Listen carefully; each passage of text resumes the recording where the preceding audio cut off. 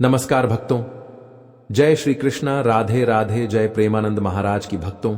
जो महिला सुबह सुबह रोजाना 6:30 बजे से लेकर 11 बजे के बीच स्नान करती है, वह मेरी बात कान खोलकर सुन लीजिए, वरना आपका पूरा परिवार बर्बाद हो जाएगा। क्योंकि एक ऐसी बड़ी गलतियां आप कर रहे हैं जिससे आपका पति कंगाल हो सकता है, आपकी संतान के ऊपर घोर कष्ट आ सकता है, आपका परिवार, साथ ही साथ आपके ऊपर भी बड़े बड़े कष्ट आ सकते हैं। अभी हाल ही में पूज्य महाराज जी ने महिलाओं के स्नान के नियम बताए हैं, और आप में से कई सारी महिलाएं कुछ ऐसी गलतियां रोजाना कर रही हैं स्नान को लेकर, जिससे उनके जीवन में आए दिन मुसीबतें आ रही हैं। आपके जीवन में जो कंगाली आ रही है, जो पैसों को लेकर आपके जीवन में तंगी है, उसके पीछे आपका यह स्नान करने का गलत नियम भी हो सकता है। आज इस वीडियो में हम आपको बताएंगे हमारे सनातन धर्म और गरुड़ पुराण के अनुसार महिलाओं के स्नान यानी कि नहाने से जुड़े कुछ विशेष नियम और हमारे धर्म में क्या उल्लेख किया गया है, क्या नहीं करना चाहिए, सब कुछ बताएंगे, जिनका पालन करना आपके लिए बहुत जरूरी है। क्योंकि जाने अनजाने में आप रोजाना यह गलतियां कर रहे हैं और उसका खामियाजा आपका पूरा परिवार भुगत रहा है। आपके जीवन में जो इतनी परेशानी आप देख रहे हैं, उसके पीछे आपकी कुछ गलतियां छिपी हुई हैं। आप और आपका परिवार दिन प्रतिदिन मेहनत कर रहा है, पसीना बहा रहा है, लेकिन फिर भी हाथ में कुछ नहीं आ रहा है। आखिर ऐसा क्यों हो रहा है? हर व्यक्ति तरक्की हासिल कर रहा है, हर व्यक्ति खूब पैसा कमा रहा है, लेकिन आपके पास तो जो था वह भी आपके हाथ से जा चुका। आखिर कैसे? क्योंकि दोस्तों, हमारे धर्म में कुछ नियम बताए गए हैं, फिर चाहे स्नान को लेकर ही क्यों ना हो, हर चीज के नियम है, और जब हम नियम कायदे से नहीं चलते हैं तो उसका असर हमारे घर परिवार की हर एक क्षेत्र पर पड़ता है। दोस्तों, तो आज जो जो बातें इस वीडियो में बताऊं उसे बिल्कुल ध्यान से सुनिएगा, लेकिन उससे पहले आपके फायदे के लिए एक महत्वपूर्ण जानकारी। भक्तों, अगर आप भी चाहते हैं कि लक्ष्मी माता का आशीर्वाद आप पर बना रहे, तो इस वीडियो को एक लाइक करें और आपके अपने चैनल इसको सब्सक्राइब कर ले, और कमेंट बॉक्स में जय लक्ष्मी माता जरूर लिखें, और साथ ही आप अपनी राशि को कमेंट बॉक्स में जरूर लिख दें, क्योंकि हम राशि से जुड़ा भाग्य भी बताते हैं और भाग में चल रही परेशानियों को तत्काल दूर करने के लिए आसान से आसान उपाय भी बताते हैं। इसीलिए आप अपनी राशि कमेंट बॉक्स में जरूर लिख दें। अब सबसे पहले मैं आपको कुछ सावधानियां बताता हूं। मैं आपको बताऊंगा कि आपको किस समय नहीं नहाना चाहिए। देखिए दोस्तों, जो स्त्री सुबह 5 बजे से लेकर 6 बजे के बीच में नहाती है, वह सबसे ज्यादा बिल्कुल ध्यान से सुनिएगा। जो स्त्री सुबह 5 बजे से लेकर 6 बजे के बीच में नहाती है, उस स्त्री का भाग्य और उस स्त्री के परिवार का भाग्य हमेशा तरक्की करता है। उस स्त्री के परिवार के ऊपर कभी कोई संकट नहीं आता है, क्योंकि माना जाता है कि जो स्त्रियां सुबह सुबह जल्दी यानी कि 5 बजे से लेकर 6 बजे के बीच में स्नान करती हैं, वह साक्षात माता लक्ष्मी का ही रूप होती है। वह स्त्री के ऊपर साक्षात माता लक्ष्मी की कृपा होती है। उस स्त्री के कारण उसका पूरा परिवार हमेशा सुख भोगता है। उस स्त्री को न जीवन में कभी कोई कष्ट सताता है, और उस स्त्री के जीवन में न ही कभी कोई बहुत बड़ी गंभीर बीमारी उसे लगती है। वह स्त्री अपने साथ साथ अपने परिवार की भी तरक्की की नींव रखती है। तो अगर आप भी अपने परिवार की तरक्की करना चाहते हैं, अपने आप को अच्छा रोग मुक्त चाहते हैं, और आप चाहते हैं कि मेरे ऊपर और मेरे परिवार के ऊपर माता लक्ष्मी की कृपा रहे, तो आप भी सुबह 5 बजे से लेकर 6 बजे के बीच स्नान अवश्य करिए।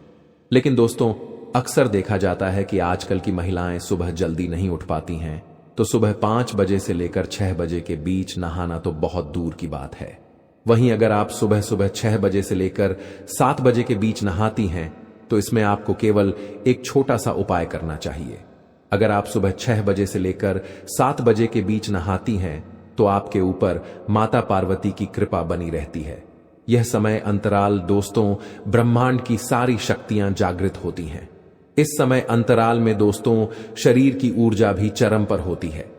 हमारे शरीर का एक एक अंग इस समय अंतराल में यानी कि सुबह 6 बजे से 7 बजे के बीच स्फूर्ति से परिपूर्ण रहता है, और 33 कोटि देवी देवताओं की भी इस समय कृपा हमें मिलती है। तो इस समय जब भी जो भी महिलाएं नहाती हैं वो नहाते वक्त 33 कोटि देवी देवताओं का ध्यान करें। और अगर आपकी कोई खास मनोकामना है, अगर आपकी कोई खास मन्नत है, तो आप नहाते नहाते स्नान करते करते उस चीज को अपने मन ही मन दोहरा लें, उस चीज को मन ही मन याद कर लें आपका, कि वह चीज सही हो जाएगी, आपकी वह मन्नत पूरी हो जाएगी, आपकी वह मनोकामना पूर्ण हो जाएगी। साथ ही जो महिला 7 बजे से लेकर 9 बजे के बीच में नहाती है वह सावधान हो जाइए। सुबह सुबह 7 बजे से सुबह 9 बजे के बीच नहाना हमारे धर्म में उचित माना गया है। हर घर की महिला अक्सर इसी समय अंतराल में नहाती है। सुबह 7 बजे से सुबह 9 बजे के बीच में ही अक्सर महिलाएं स्नान करती हैं। लेकिन कुछ नियम, कुछ कायदे, इनका ध्यान रखना हमारे धर्म में बहुत जरूरी माना गया है। जब आप सुबह 7 बजे से लेकर 9 बजे के बीच नहा रहे हैं तो आपको ध्यान रखना है कि आपको नहाने से पहले किचन में यानी कि चूल्हे के पास में नहीं जाना है, रसोई घर में प्रवेश नहीं करना है। बिना नहाए आपको अपनी संतान तक को स्पर्श नहीं करना है।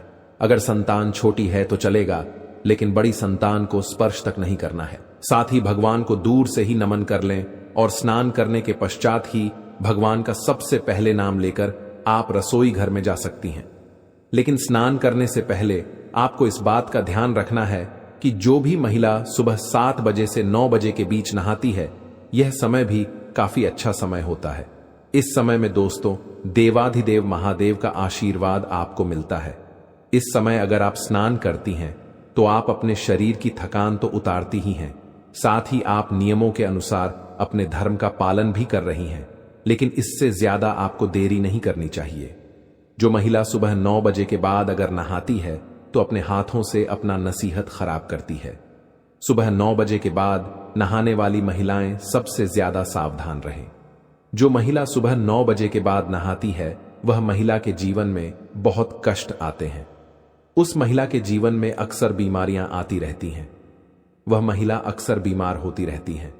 अगर आप 9 बजे से लेकर 10 बजे के बीच में नहाएंगे तो अक्सर आपको बीमारी और अक्सर आपको अपने शरीर से दुख मिलेगा।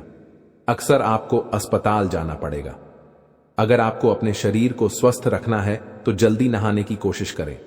वहीं कुछ महिलाएं सुबह 10 बजे से लेकर 11 बजे तक भी नहाती हैं, तो वे महिलाएं और ज्यादा सावधान हो जाएं। जो महिला सुबह 10 बजे से लेकर 11 के बीच में नहाती है, उनकी जिंदगी में आए दिन कष्ट तो आते ही हैं, साथ ही उनके पति की तरक्की भी रुक जाती है। उनकी संतानों के ऊपर भी कष्ट आता है। उसके घर में हमेशा दरिद्रता का वास होता है। वह परिवार कभी भी आगे नहीं बढ़ पाता है।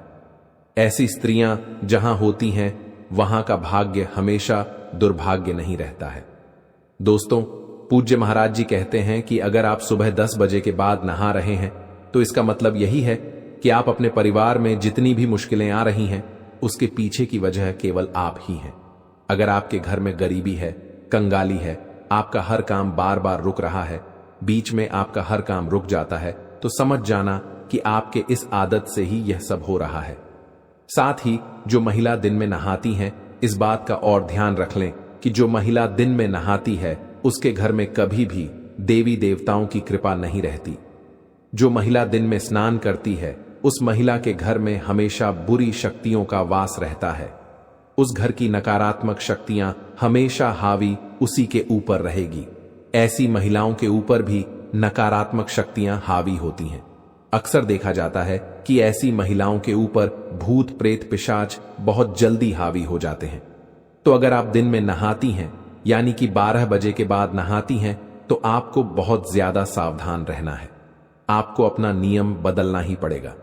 वहीं जो महिला शाम के समय नहाती है यानी कि 5 बजे के बाद, उस महिला के घर परिवार में आए दिन अकाल मृत्यु होती है। उस घर में आए दिन बड़ी बड़ी दुर्घटनाएं घटती। कभी एक्सीडेंट हो जाना, कभी कोई गंभीर बीमारी लग जाना। उस महिला को तो कुछ होगा नहीं, लेकिन उस महिला के साथ जो भी रहेगा उसका जीवन हमेशा नरक में बीतेगा। अक्सर घर में मृत्यु होगी। अकाल मृत्यु के संकट मंडराएंगे दोस्तों, तो शाम के समय बिल्कुल भी नहीं नहाना चाहिए। अगली चीज दोस्तों, आखिर नहाना कब चाहिए वह बता देता हूं। नहाने के नियम बता देता हूं। किस वार को नहाना चाहिए, किस बार को नहीं नहाना चाहिए, सारी जानकारी दूंगा। अगर आप चाहती हैं कि आपके जीवन में खूब धन रहे, आपके जीवन में खूब खुशियां रहे, आपके पास खूब गहने हो, सोने के जेवरात हो, आपका पति या फिर आप अच्छा कमाएं, लाखों में करोड़ों में आप उन्नति करें। तो दोस्तों, महिलाएं खासकर ध्यान से सुने, आपको कम से कम सुबह 4 बजे से लेकर 7 बजे के मध्य तो नहाना अवश्य चाहिए। स्नान इस समय अवश्य कर लें। अगर आप सुबह 4 बजे से लेकर 5 बजे के बीच में नहाती हैं तो इससे आपके कर्म अच्छे होंगे, आपको देवी देवताओं की भी कृपा मिलेगी। और अगर 5 से 6 के लिए तो इससे आपके कर्म अच्छे होंगे, आपको देवी देवताओं की भी कृपा मिलेगी। और अगर 5 से 6 के बीच में नहाती हैं तो आपके ऊपर माता लक्ष्मी की कृपा भी रहेगी। तो दोस्तों, यह नियम कुछ कायदे थे। मैंने आपको बताया कब नहीं नहाना चाहिए, किस वार को नहीं नहाना चाहिए, वह भी मैं आपको बता देता हूं। देखिए, आपको मैं बता दूं रविवार, मंगलवार और शनिवार। जी हां दोस्तों, आपको मैं बता दूं, जब भी आप शनिवार के दिन नहाएं तो अपने शरीर के ऊपर तेल लगाएं और उसके बाद नहाएं। जो भी महिला शनिवार के दिन नहाए अपने शरीर पर थोड़ा सा तेल लगा लें और उसके बाद नहाएं। इससे आपका शनि मजबूत होगा, आपके परिवार के ऊपर शनि की कृपा होगी। मंगलवार को बाल नहीं धोना चाहिए, इस बात का ध्यान रखिएगा। और रविवार को शुद्ध जल से स्नान करना चाहिए। अगर शुद्ध जल ना हो तो उस जल में थोड़ा सा आप गंगा जल डाल लें। और हां, साबुन का उपयोग बिल्कुल कम करें रविवार के दिन। और रविवार के दिन जैसे ही आप स्नान कर लें, जितनी जल्दी हो सके स्नान करें और सूर्य देवता को जल चढ़ाइए। देखिए दोस्तों, स्नान करना शरीर को शुद्ध ही नहीं, आत्मा को भी शुद्ध करता है। सही समय पर स्नान करने से सकारात्मक ऊर्जा का प्रवाह होता है। अशुद्ध या नियम के विरुद्ध स्नान करने से जीवन में मानसिकता पर भी असर पड़ता है, सोचने की शक्ति खत्म होती है, घर में नकारात्मक ऊर्जाएं आती हैं, शारीरिक बीमारी आएगी, पारिवारिक समस्याएं भी बढ़ेंगी। कुछ सावधानियां। स्नान से पहले दोस्तों, बाल खोलकर नहीं रखना है, इस बात का ध्यान रखिए। पूजा करने से पहले स्नान जरूर कर लें। स्नान के बाद हमेशा गीले कपड़े पहनने से बचिए और गंगा जल और तुलसी दल से स्नान करें तो आपको बहुत अच्छा पुण्य मिलेगा।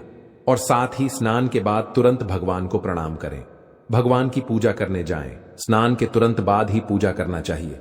और दोस्तों, कुछ महिलाएं ऐसी होती हैं जो खाना बना लेती हैं और तुरंत खाना बनाने के बाद स्नान करती हैं, यानी कि पहले रसोई का काम कर लिया फिर नहाती हैं। तो ऐसा बिल्कुल भी नहीं करना है। अगर आप ऐसा करते हैं तो आपके शरीर की अग्नि कमजोर होती है, आपकी जठराग्नि जिसे हम कहते हैं वह कमजोर होती है। इससे परिवार के भोजन में दोष उत्पन्न होता है, घर में दरिद्रता बढ़ती है। तो दोस्तों, ध्यान रखिए कि चूल्हा जलाने के तुरंत बाद आपको स्नान नहीं करना है। और हां, जितना हो सके ब्रह्म मुहूर्त में स्नान करें तो आपको बहुत अच्छे फल मिलेंगे। और हां, जो महिलाएं मासिक धर्म यानी कि पीरियड्स से होती हैं वो 3 दिन तक तो सबसे ज्यादा सावधानी बरतें। इन दिनों स्त्री को शारीरिक और आध्यात्मिक रूप से विश्राम करना चाहिए, यानी कि रोजाना स्नान करना वर्जित नहीं है, परंतु पवित्र नदियों में स्नान नहीं करें, मंदिर और पूजा स्थान में ना जाएं। बाल धोने या बार बार स्नान से शरीर की ऊर्जा कम होती है, तो केवल दिन में 1 बार ही आप नहाएं तो अच्छा रहेगा। और कई महिलाएं होती हैं जो रात में स्नान करती हैं, उनको मैं एक बात बताना चाहता हूं। सूर्यास्त के बाद में और सूर्योदय से पहले का जो समय होता है, यह जो समय होता है रजतम प्रवृत्तियों का होता है। नकारात्मक शक्तियां इस समय सक्रिय होती हैं। रात्रियाल में स्नान करने से ऊर्जा कम होती है, वैवाहिक जीवन में कलह आता है, पति पत्नी में लड़ाइयां होंगी, झगड़े होंगे, गर्भधारण करने में भी कठिनाइयां होंगी, संतान में असंतोष होगा, व्यावहारिक समस्याएं भी उत्पन्न होंगी। तो रात्रि में तो स्नान करना छोड़ ही दीजिएगा। कई महिलाएं होती हैं जो दिन में 2 बार नहाती हैं, लेकिन दोस्तों, शाम के समय नहाना बंद कर देना, बस इतना ध्यान रख लेना। और हां, अमावस्या के दिन ना नहाएं। जी हां, अमावस्या। अगर आपको लगता है कि मुझे स्नान करना जरूरी है, कई महिलाएं जो दिन भर किचन में काम करती हैं, पसीने में हो जाती हैं, तो आप बाल ना धोएं, इस बात का ध्यान रखिए। उसे हम पूर्ण रूप से स्नान नहीं मानते हैं, तो इस दिन आप बाल ना धोएं तो अच्छा रहेगा। अब बताते हैं कि किस दिन नहाने से आपको क्या क्या पुण्य मिलेगा। अगर आप सोमवार के दिन सुबह ब्रह्म मुहूर्त में नहाती हैं, जी हां दोस्तों, अगर आप सोमवार के दिन सुबह ब्रह्म मुहूर्त में यानी कि प्रातः 4 बजे से लेकर 6 बजे के बीच में नहाती हैं तो इससे आपके घर की लक्ष्मी जो घर में वास करती है वह शीघ्र अति शीघ्र होगा। आपके अंदर माता लक्ष्मी का प्रवाह होगा। आप अपने घर की तरक्की की वजह बें। आपके कारण आपका पति तरक्की करेगा। आपके अंदर एक सकारात्मक ऊर्जा उत्पन्न होगी और वह सकारात्मक ऊर्जा आपके घर की हर एक नकारात्मकता को दूर करेगी। स्त्रियों को दोस्तों माना जाता है कि वह खुद ही स्वयं ही देवी का रूप होती हैं, लेकिन वह देवी तब बनेगी जब वह नियम से चलेगी। एक स्त्री देवी का रूप तभी होगी जब वह नियम से चलेगी, लेकिन अगर वह हमारे धर्म के अनुसार नियम से नहीं चलेगी तो वह देवी नहीं बल्कि वह पिशाचिनी बन जाती है। देखा दोस्तों, वह देवी नहीं बल्कि पिशाच बन जाती है। तो अब फैसला आपको करना है कि आपको देवी बनना है या पिशाच बनना है। अगर आपको देवी बनना है तो ब्रह्म मुहूर्त में ना सही लेकिन सुबह 5 बजे से लेकर 7 बजे के बीच में तो स्नान कर लेना चाहिए। जो नियम कायदे बनाए हैं उसमें ही रहना चाहिए। और हां दोस्तों, कुछ और नियम मैं आपको बता देता हूं, ध्यान से सुनिए। अगर आपको साक्षात देवी का रूप बनना है, मैं यह नहीं कहता कि आप साक्षात माता लक्ष्मी बन जाएंगी, मैं बस इतना कहता हूं, अगर आप नियम से चलेंगी, अपने धर्म के अनुसार चलेंगी तो माता लक्ष्मी की कृपा आपके ऊपर रहेगी। आपके अंदर माता लक्ष्मी का अंश रहेगा और आपके कारण आपका पूरा परिवार तरक्की करेगा। आप जहां जहां जाएंगी वहां वहां खुशियां बिखेरेंगी। तो आपकी जो संतान है वह भी आपके ही जैसी होगी। तो क्या करना है, ध्यान से सुनिए। सुबह समय पर नहाना है। नहाने से पूर्व दोस्तों आपको अपने रसोई घर में नहीं जाना है, इस बात का ध्यान रख लेना। स्नान करने के तुरंत बाद सूर्य देव को जल अर्पण करना है। इसके बाद अपना दैनिक जीवन शुरू करना है। और हां, सबसे पहले देवी देवताओं को भी अवश्य पूज लें। कई महिलाएं होती हैं जो सुबह सुबह डायरेक्ट रसोई घर में जाती हैं और चाय बनाती हैं, लेकिन ऐसा नहीं करना है, बिल्कुल भी नहीं करना है। सबसे पहले नहाया जाए। नहाने के बाद आप चाय बना सकती हैं, लेकिन नहाने से पूर्व आपको चाय नहीं बनाना है। भक्तों, चलिए जानते हैं सुबह 6 से 11 के बीच उठने का रहस्य, जो कि वास्तुशास्त्र के अनुसार क्या होता है। सुबह का समय वैसे तो हर किसी के लिए खास होता है, लेकिन महिलाओं के लिए इसका महत्व और भी बढ़ जाता है, खासकर जब बात स्नान के समय की हो। वास्तुशास्त्र, धर्म और आयुर्वेद तीनों ही मानते हैं कि सुबह के अलग अलग घंटों में स्नान का असर अलग अलग होता है। यह असर केवल शरीर पर नहीं बल्कि मन, विचार, घर के माहौल और भाग्य तक पर पड़ता है। सुबह 6 बजे से 11 बजे तक का समय देखने में तो केवल 5 घंटे का है, लेकिन इसमें होने वाले बदलाव इतने सूक्ष्म और गहरे होते हैं कि अगर कोई इन्हें समझ ले तो वह अपने जीवन में काफी संतुलन और सुख समृद्धि ला सकता है। सबसे पहले 6 बजे से 9 बजे के बीच का समय, यह समय सूरज के धीरे धीरे ऊपर उठने का है। वातावरण में अभी भी रात की ठंडक बाकी होती है, हवा हल्की और शुद्ध होती है और सूरज की किरणें तेज होने के बजाय कोमल होती हैं। इस समय पानी में एक प्राकृतिक ताजगी होती है जो शरीर को जगाती है और मन को हल्का कर देती है। महिलाओं के लिए यह समय सबसे उत्तम माना जाता है, क्योंकि इस समय नहाने से उनकी देह की ऊर्जा पूरी तरह सक्रिय हो जाती है, रक्त संचार बेहतर होता है और चेहरे पर प्राकृतिक चमक आ जाती है। धार्मिक दृष्टि से भी सूरज निकलने के थोड़ी देर बाद स्नान करना पवित्र माना गया है, क्योंकि इस समय स्नान करके पूजा करने से पुण्य का प्रभाव कई गुना बढ़ जाता है। 6 से 9 बजे के बीच का स्नान मानसिक और आध्यात्मिक दृष्टि से भी लाभकारी है। जल में सूर्य और चंद्रमा दोनों की ऊर्जा संतुलित रूप में होती है। सूर्य की किरणें शरीर में जीवन शक्ति का संचार करती हैं और चंद्रमा की शीतलता मानसिक शांति देती है। यही वजह है कि इस समय स्नान करने वाली महिला दिन भर ज्यादा स्फूर्तिवान रहती है और उसका मन भी अधिक स्थिर रहता है। यह समय शरीर के हार्मोनल संतुलन के लिए भी अच्छा है, जिससे चेहरे की त्वचा स्वस्थ और बाल मजबूत बने रहते हैं। अब आते हैं 9 बजे से 11 बजे तक के समय पर। जैसे जैसे समय 9 बजे के करीब आता है, सूरज की किरणें तेज होने लगती हैं और वातावरण में गर्मी का असर बढ़ जाता है। इस समय तक रात की ठंडक खत्म हो जाती है और जल में वह कोमलता और प्राकृतिक ऊर्जात्मक गुण कम होने लगते हैं जो सुबह जल्दी होते हैं। 9 बजे के बाद स्नान करने से शरीर को सफाई और ताजगी तो मिलती है, लेकिन मानसिक और आध्यात्मिक लाभ उतने गहरे नहीं रहते। पूजा पाठ के दृष्टि से भी 9 बजे के बाद का समय मुख्य पूजन मुहूर्त से आगे निकल जाता है, जिससे देव कार्यों का प्रभाव कम हो सकता है। वास्तुशास्त्र में पानी को उत्तर पूर्व दिशा से जोड़ा गया है और सुबह के समय इस दिशा की ऊर्जा सबसे प्रबल होती है। जब महिला सुबह जल्दी स्नान करती है तो वह इस ऊर्जा को अपने शरीर और मन में समाहित कर लेती है, लेकिन देर से नहाने पर यह अवसर चूक जाता है। यही कारण है कि पुराने समय में घर की बुजुर्ग महिलाएं हमेशा कहती थीं कि सूरज चढ़ने के बाद ज्यादा देर तक स्नान टालना घर में अशांति और आलस्य लाता है। धार्मिक मान्यताओं के अनुसार सूर्योदय के बाद का समय देवताओं की आराधना के लिए सर्वोत्तम होता है। अगर महिला इस समय स्नान करके पूजा करती है तो उसके जीवन में सुख, शांति और समृद्धि बनी रहती है।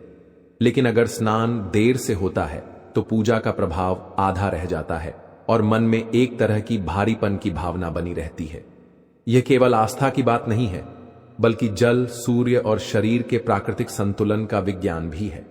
11 बजे के बाद का समय वास्तु के अनुसार स्नान के लिए अनुपयुक्त माना गया है। यह समय दिन के मध्य का होता है, जब सूर्य अपने प्रखर रूप में होता है। इस समय स्नान करने से शरीर को ठंडक तो मिल सकती है, लेकिन यह ठंडक क्षणिक होती है और थकान जल्दी लौट आती है। इसके अलावा दिन के इस समय का स्नान न तो धार्मिक दृष्टि से श्रेष्ठ है और न ही यह मानसिक शांति प्रदान करता है।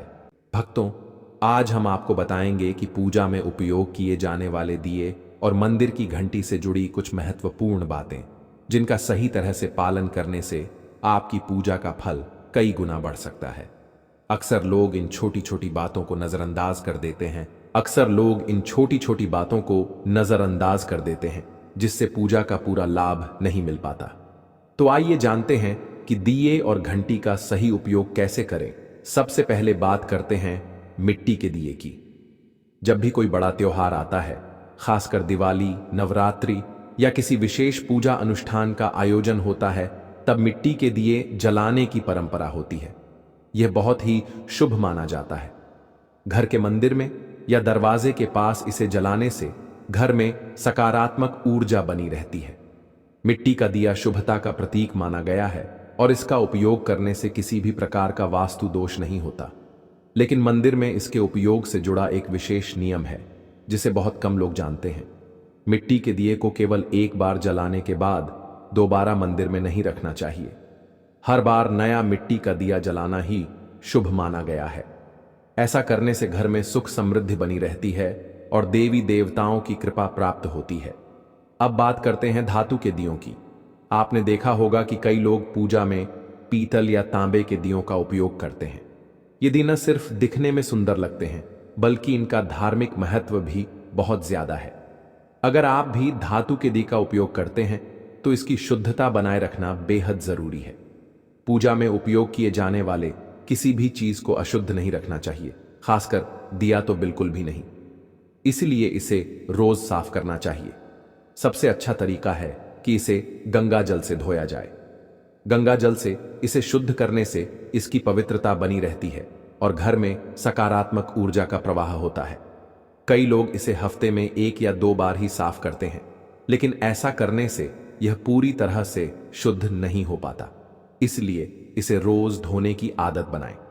अब आगे इस वीडियो में हम आपको बताएंगे कि मंदिर की घंटी को कब और कैसे साफ करना चाहिए और इसे कितनी बार बजाना चाहिए। इसलिए इस ज्ञानवर्धक जानकारी को अधूरा छोड़कर मत जाइए। वीडियो को पूरा देखिए ताकि आपको सही जानकारी प्राप्त हो सके। भक्तों, अब बात करते हैं घर के मंदिर में रखी घंटी के महत्व और सही उपयोग की। आपने देखा होगा कि हर मंदिर में घंटी जरूर होती है, चाहे वह घर का मंदिर हो या कोई बड़ा देवालय। इसकी मधुर ध्वनि जहां एक ओर सकारात्मक ऊर्जा को बढ़ाती है, वहीं दूसरी ओर नकारात्मक शक्तियों को दूर भी करती है। लेकिन क्या आप जानते हैं कि घंटी को सही दिशा में रखना और सही विधि से बजाना बहुत जरूरी होता है। अगर इसे गलत दिशा में रखा जाए या गलत तरीके से बजाया जाए तो यह शुभ फल देने के बजाय विपरीत प्रभाव भी डाल सकती है। घर के मंदिर में आमतौर पर पीतल की घंटी ही देखी जाती है क्योंकि यह सबसे शुभ मानी जाती है। ध्यान देने वाली बात यह है कि घंटी को कभी भी दक्षिण दिशा में नहीं रखना चाहिए क्योंकि इसे अशुभ माना जाता है। इसे हमेशा पूजा स्थल के पास या मंदिर के प्रवेश द्वार पर रखना चाहिए। इससे जब भी आप मंदिर में प्रवेश करें तो सबसे पहले घंटी बजाकर भगवान को अपनी उपस्थिति का एहसास करा सकें। सबसे उत्तम घंटी वह होती है जिस पर गरुड़ की नक्काशी बनी हो, जिसे गरुड़ घंटी कहा जाता है। यह घंटी विशेष रूप से शुभ मानी जाती है और इसकी ध्वनि घर के वातावरण को अत्यंत पवित्र बना देती है। अब जानते हैं कि घंटी को कितनी बार और कब बजाना चाहिए। जब भी भगवान को भोग लगाएं तो घंटी को 5 बार बजाना चाहिए। ऐसा करने से भगवान प्रसन्न होते हैं और भोग को शीघ्र स्वीकार करते हैं। लेकिन पूजा के दौरान घंटी को जोर से या बहुत देर तक लगातार नहीं बजाना चाहिए। इसे केवल 3 बार बजाना चाहिए, वह भी शांति और श्रद्धा के साथ। घंटी हमेशा दाहिने हाथ से ही बजाएं और इसे बजाते समय आपका मुख पूजा स्थल की ओर होना चाहिए। घंटी से जुड़ी एक और महत्वपूर्ण बात यह है कि इसे केवल सुबह की पूजा में ही बजाना चाहिए। शाम की पूजा में घंटी बजाना अच्छा नहीं माना जाता। ऐसा करने से घर में शांति भंग हो सकती है और पूजा का पूर्ण फल नहीं मिल पाता। इसलिए इस नियम का पालन करके आप अपनी पूजा को अधिक फलदायी बना सकते हैं। अब एक और महत्वपूर्ण बात, जब भी आप किसी मंदिर जाते हैं, खासकर घर के बाहर के मंदिर में, तो मंदिर में प्रवेश करते ही घंटी बजानी चाहिए। इसका अर्थ होता है कि आपने भगवान के दरबार में प्रवेश कर लिया है और अब आप उनकी पूजा आरंभ करने जा रहे हैं। लेकिन जब आप मंदिर से बाहर निकलें तो घंटी बजाने की आवश्यकता नहीं होती। घंटी बजाने का भी एक विशेष संकेत होता है। अगर आप एक बार घंटी बजाते हैं तो इसका अर्थ होता है कि आपने मंदिर में प्रवेश किया और भगवान को अपनी उपस्थिति का संकेत दिया। अगर आप 2 बार घंटी बजाते हैं तो इसका अर्थ होता है कि आप अपनी प्रार्थना और मन की बातें भगवान के समक्ष रख रहे हैं। यह छोटी छोटी बातें दिखने में भले ही सामान्य लगें, लेकिन इनका गहरा आध्यात्मिक महत्व है। तो भक्तों, इन नियमों का पालन करें और अपनी पूजा को और भी प्रभावशाली बनाएं। अब आगे हम आपको कुछ ऐसी बातें बताने जा रहे हैं जिन्हें शायद ही कोई आपको बताएगा। इसलिए इस ज्ञानवर्धक जानकारी को अधूरा छोड़कर मत जाइए। पूरी बात ध्यान से सुनिए ताकि आप भगवान को आसानी से प्रसन्न कर सकें। लेकिन उससे पहले अगर आप भी चाहते हैं कि लक्ष्मी माता का आशीर्वाद आप पर बना रहे तो इस वीडियो को एक लाइक करें और आपके अपने चैनल को सब्सक्राइब कर लें और कमेंट बॉक्स में जय लक्ष्मी माता जरूर लिखें। इससे हमें मोटिवेशन मिलता है जिससे हम आप लोगों के लिए और अच्छे अच्छे वीडियो बना पाते हैं। और साथ ही आप अपनी राशि को कमेंट बॉक्स में जरूर डाल दें क्योंकि हम राशि से जुड़ा भाग्य भी बताते हैं और भाग में चल रही परेशानियों को तत्काल दूर करने के लिए आसान से आसान उपाय भी बताते हैं। इसलिए आप अपनी राशि कमेंट बॉक्स में जरूर डाल दें।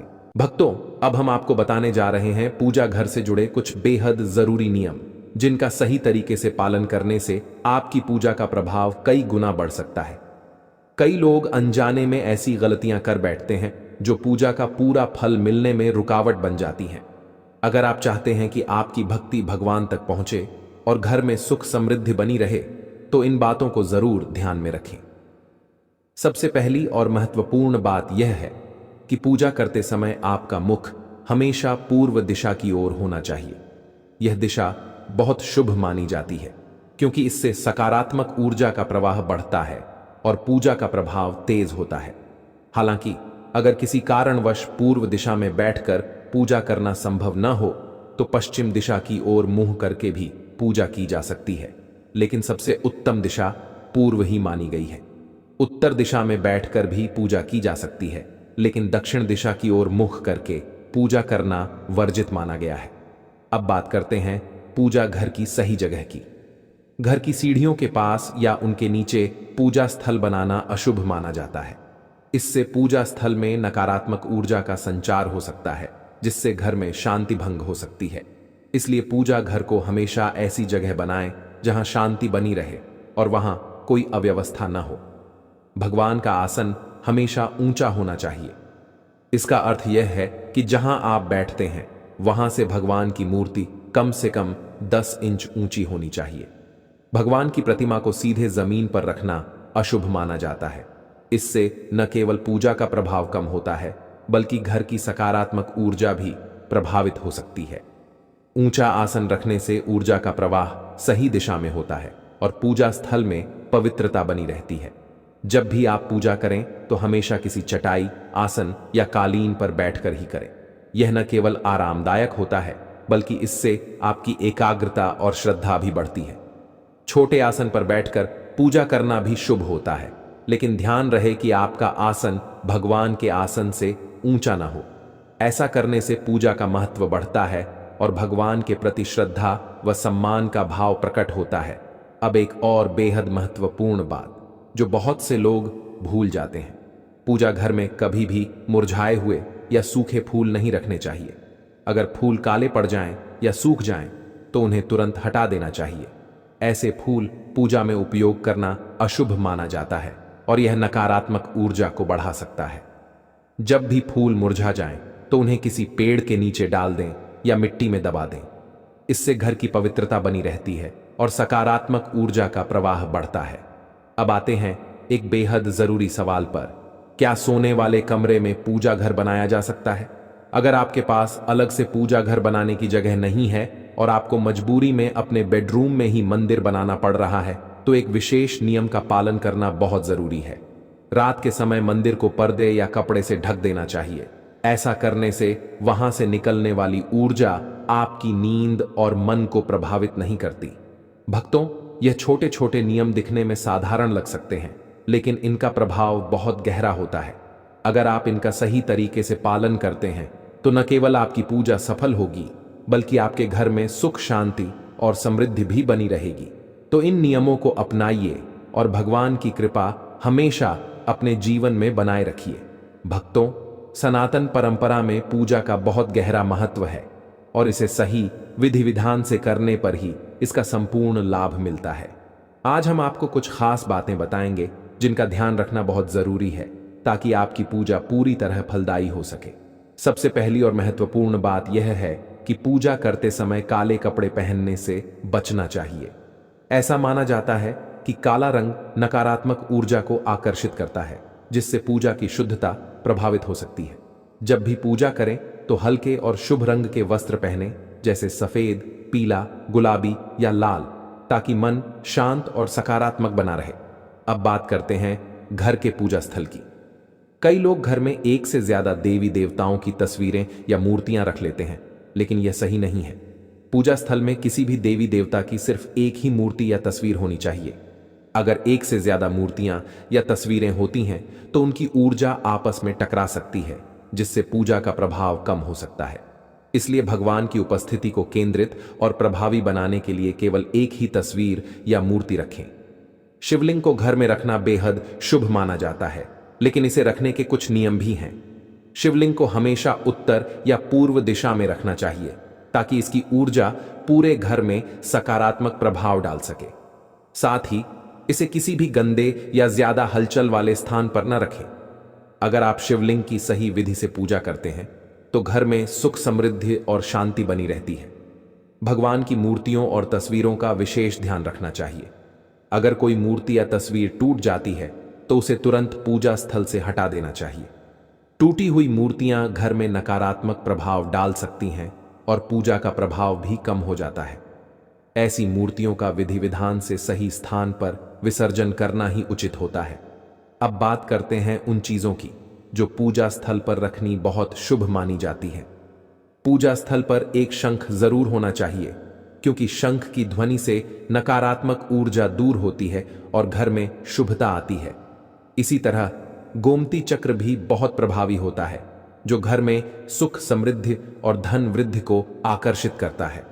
इसके अलावा पूजा स्थल पर एक पात्र में शुद्ध जल रखना चाहिए, जिसे रोज बदलना जरूरी है ताकि घर की ऊर्जा हमेशा पवित्र बनी रहे। पूजा स्थल की सफाई का भी विशेष ध्यान रखना चाहिए। गंदगी से नकारात्मकता बढ़ती है और पूजा का प्रभाव कम हो जाता है। रोजाना पूजा स्थल को अच्छे से साफ करें और वहां की व्यवस्था को सुंदर बनाए रखें। जब पूजा स्थल स्वच्छ और व्यवस्थित रहेगा तो वहां बैठकर ध्यान लगाना भी आसान होगा और पूजा का संपूर्ण फल मिलेगा। भक्तों, अगर इन सभी बातों का सही तरह से पालन किया जाए तो पूजा का प्रभाव कई गुना बढ़ जाता है और भगवान की कृपा भी हमेशा बनी रहती है। इसीलिए अपने पूजा स्थल को पवित्र और सकारात्मक बनाए रखें ताकि आपके जीवन में सुख, शांति और समृद्धि बनी रहे। भक्तों, आज हम आपको पूजा मंदिर से जुड़े कुछ ऐसे नियम बताने जा रहे हैं जिनका पालन करने से आपकी पूजा का प्रभाव कई गुना बढ़ सकता है। जब भी घर में पूजा का स्थान बनाएं तो हमेशा इस बात का ध्यान रखें कि वह घर के सबसे शांत और पवित्र स्थान पर हो। उत्तर पूर्व दिशा को पूजा के लिए सबसे शुभ माना गया है क्योंकि यह दिशा सकारात्मक ऊर्जा को आकर्षित करती है और भगवान की कृपा प्राप्त करने में मदद करती है। कई लोग गलती से पूजा स्थल को बेडरूम या रसोई के पास बना लेते हैं, लेकिन यह सही नहीं है। बेडरूम आराम और निजी जीवन से जुड़ा होता है, जबकि रसोई में भोजन पकाने से उठने वाली ऊर्जा पूजा स्थल की पवित्रता को प्रभावित कर सकती है। इसलिए हमेशा कोशिश करें कि पूजा का स्थान इन जगहों से दूर और शांत वातावरण में हो ताकि ध्यान केंद्रित करने में कोई विघ्न न आए और आपकी भक्ति सही दिशा में आगे बढ़े। अब भक्तों, हम आपको एक ऐसी खास बात बताने जा रहे हैं जो शायद आपको लाखों करोड़ों रुपए खर्च करने के बाद भी कोई न बताए। लेकिन उससे पहले आपसे एक छोटा सा निवेदन है। अगर आप चाहते हैं कि हम आपको और भी अद्भुत और सरल उपाय बताते रहें तो अपनी राशि हमें कमेंट में जरूर बताएं। चलिए अब बात करते हैं पूजा में दीपक जलाने के सही नियमों की। पूजा में दीपक जलाना बहुत शुभ माना जाता है, लेकिन इसे सही तरीके से जलाना बेहद जरूरी है। सही तरीके से दीपक जलाने से घर में सकारात्मक ऊर्जा का संचार होता है और भगवान की कृपा प्राप्त होती है। दीपक को हमेशा भगवान की मूर्ति के सामने रखना चाहिए ताकि उसका प्रकाश ईश्वर के आशीर्वाद और कृपा का प्रतीक बने। जब दीपक की रोशनी भगवान पर पड़ती है तो पूजा स्थल दिव्य ऊर्जा से भर जाता है और पूरा वातावरण पवित्र हो जाता है। अब एक बहुत महत्वपूर्ण बात, कभी भी खंडित या टूटा हुआ दीपक न जलाएं, क्योंकि इससे पूजा में अपवित्रता आ सकती है और शुभता बाधित हो सकती है। साथ ही एक और ध्यान देने वाली बात यह है कि पूजा में एक साथ 2 दीपक नहीं जलाने चाहिए। ऐसा करने से ऊर्जा का संतुलन बिगड़ सकता है। एक और बेहद खास नियम यह है कि घी और तेल के दीपक को कभी एक साथ नहीं जलाना चाहिए।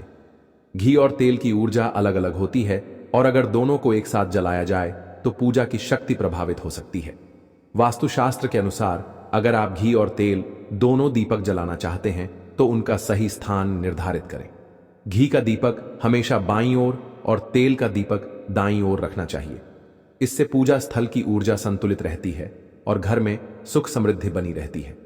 प्रिय भक्तों, दीपक जलाना सिर्फ एक परंपरा नहीं, बल्कि यह हमारी पूजा का सबसे महत्वपूर्ण हिस्सा होता है। दीपक की रोशनी भगवान के आशीर्वाद का प्रतीक मानी जाती है और इसका सही तरीके से जलाया जाना बहुत जरूरी होता है।